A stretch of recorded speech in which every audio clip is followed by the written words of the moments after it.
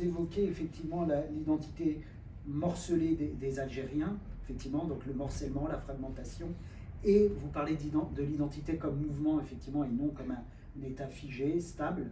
Et donc, il me semble que ces deux notions, morcellement et mouvement, sont rejouées d'une certaine façon dans la composition même de cet ouvrage. Alors, je ne sais pas, ce que tu peux en dire, Samira, puisqu'effectivement, j'imagine que vous avez copensé, ou en tout cas, cette composition.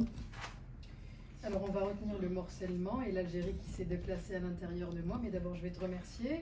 Hervé Sanson a présenté tout le monde, mais je vais le présenter. Hervé Sanson, on se connaît je crois depuis 2004, on s'est rencontrés à un colloque en Algérie et depuis on est resté en contact. Hervé est à mon sens, un des meilleurs spécialistes de la littérature algérienne, de langue française et des littératures du Maghreb. Et on a souvent échangé, notamment parce qu'il m'a commandé plusieurs textes, dont récemment un texte sur Mouloud Feraoun, qui a été publié qui sera publié bientôt dans un livre d'ailleurs qui sort d'abord dans cet ouvrage, qui sort dans cet ouvrage, mais qui va sortir en Algérie, oui, au printemps. Et puis on peut citer aussi un autre texte sur Dib qui lui a été publié en 2020 dans la revue Europe. Donc on a un cheminement, un dialogue qui continue depuis un certain nombre d'années. Et il me paraissait particulièrement symbolique qu'il soit avec nous aujourd'hui, à côté de Marie-Noël et de Nicole. Effectivement, notre dialogue a été quelque chose de très fort en 2007, je crois, entre fin 2006 et 2007.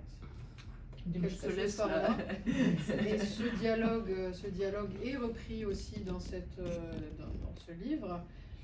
Il y a une partie dialogue qui me semble intéressante parce qu'elle revient sur ce dont je me suis rendu compte, que je savais très bien, mais ce dont je me suis rendu compte avec plus d'acuité quand j'ai commencé à préparer cet ouvrage, c'est l'importance du dialogue à l'autre, qu'il soit dialogué autour d'un thème, comme ce fut le cas pour nous, des politiques d'immigration en France, dont je disais au départ qu'elles ne me concernaient pas directement, et également des dialogues qui ont pu se faire avec d'autres auteurs, que ce soit des auteurs vivants ou des auteurs qui sont dans ma généalogie, comme Mouloud Feraoun, comme Dib, comme Jean Sénac et d'autres, dont on pourra peut-être parler tout à l'heure, et des auteurs comme Anna Moskovakis, qui est une poète américaine avec laquelle j'ai également dialogué dans ce livre. Et donc, je suis revenue sur ces dialogues, ce désir de sortir de cet îlot algérien dans lequel j'ai grandi, puisque quand même j'ai grandi dans les années de terrorisme, donc ça dit beaucoup sur la construction de mon œuvre. Mes premiers textes arrivent à la fin des années 90, je publie mon premier recueil en 2001, c'est le premier recueil de poésie à être publié en Algérie à la fin de la décennie noire, donc symboliquement c'est quelque chose, 2001.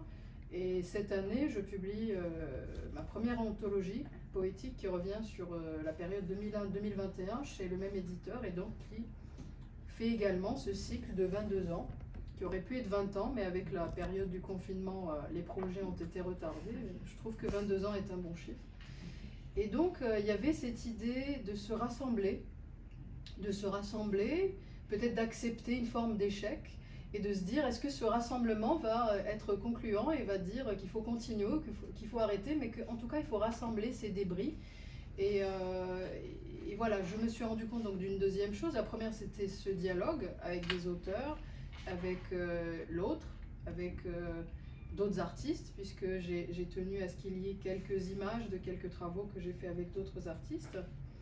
Il y a aussi donc ce lien à la fragmentation de l'œuvre. Pourquoi tout ce travail, et encore il n'y a pas tout ce travail qui est invisible à l'intérieur de l'Algérie, invisible comme somme, un texte en Allemagne, un texte en Italie, un autre en Colombie, un autre en Suède. Et en fait, ça dit beaucoup de choses sur la renaissance de la scène culturelle algérienne de ces 20 dernières années, et finalement son incapacité à faire se précipiter des projets. Donc c'est à chaque fois un éternel recommencement, et je pense que c'est une métaphore assez intéressante de ce pays. Nous avons également pris cette photo de Ariel Banzon, qui est une photographe lyonnaise, qui est venue en Algérie, si ma mémoire est bonne, pour présenter un spectacle avec Anna Kupfer et Françoise Rivaillant en 2011.